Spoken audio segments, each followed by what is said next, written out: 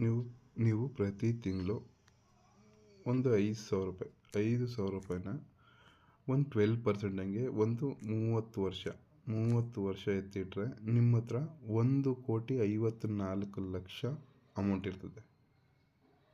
1,54,00,000 ನಿಮ್ಮ ಹತ್ರ ಅಮೌಂಟ್ ಇರ್ತದೆ. ನೀವು ಪ್ರತಿ ತಿಂಗಳು 5,000 ಹಂಗೆ 12% ಹಂಗೆ, ಅದೇ 15% ಹಂಗೆ ವರ್ಕೌಟ್ ಆಯ್ತದೆ. ಮ್ಯೂಚುವಲ್ ಫಂಡಲ್ಲಿ 12 to 15% ವರ್ಕೌಟ್ ಆಯ್ತದೆ. ನಿಮ್ಮ ಹತ್ರ 2.5 ಕೋಟಿ, ನೀವು ಕಟ್ಟಿರೋದು 18 ಲಕ್ಷ. ನಿಮ್ಮ 18 ಲಕ್ಷಕ್ಕೆ 30 ವರ್ಷಕ್ಕೆ ನೀವು ಪ್ರತಿ ತಿಂಗಳು ನೀವು ಕಟ್ಕೊಂಡು ಹೋಗಿರೋದು 5,000. ನಿಮ್ಮ ಹತ್ರ ಇರೋದು 30 ವರ್ಷ ಬಿಟ್ಕೊಂಡು 2,81,00,000.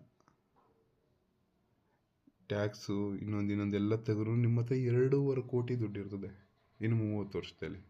ಆ ರೀತಿ ವರ್ಕ್ ಆಯ್ತದೆ SIP. ಯಾರು ಸ್ಟಾರ್ಟ್ ಮಾಡಲಿಲ್ಲ ಅಂತ ಅಂದರೆ ಯಾವ ರೀತಿ ಸ್ಟಾರ್ಟ್ ಮಾಡೋದಪ್ಪ ಮ್ಯೂಚುವಲ್ ಫಂಡಲ್ಲಿ ಅಂತ ಅಂದರೆ ನೋಡಿ ತೋರಿಸ್ತೀನಿ ಇವಾಗ.